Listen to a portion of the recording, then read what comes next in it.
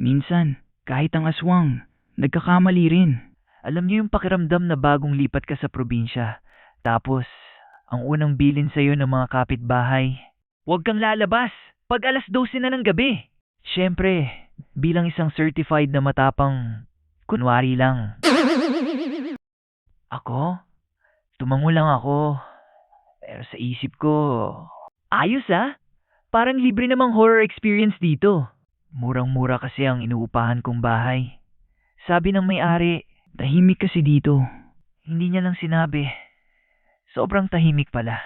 Unang gabi, 2:00, biglang may kumatok sa bintana. Hindi ko pinansin, maya-maya,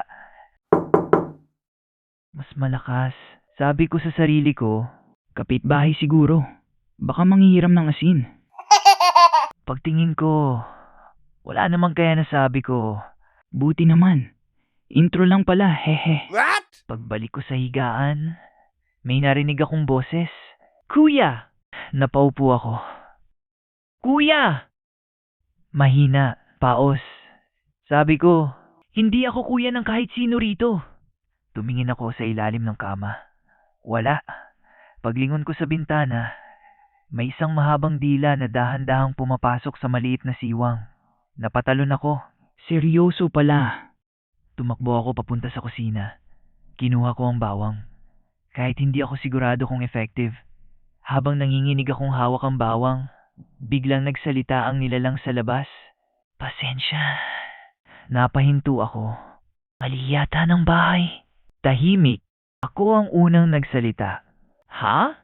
Sabi ng nilalang, hinahanap ko kasi si Mang Tony. Ikaw pala ang bagong umuupa. Hindi ko alam kung matatakot ako o matatawa. Maya-maya, may sumigaw mula sa katabing bahay. Hoy, dito ka. Mali na naman bahay mo. May narinig akong mabilis na yabag sa bubong. Parang nahihiyang umalis ang kung ano mang iyon. Kinabukasan, tinanong ko ang kapitbahay. Ano yung kagabi? Napabuntong hininga siya.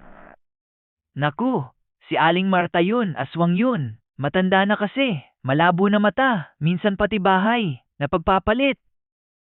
Natawa ako. Akala ko biro lang, hanggang sa sumunod na gabi.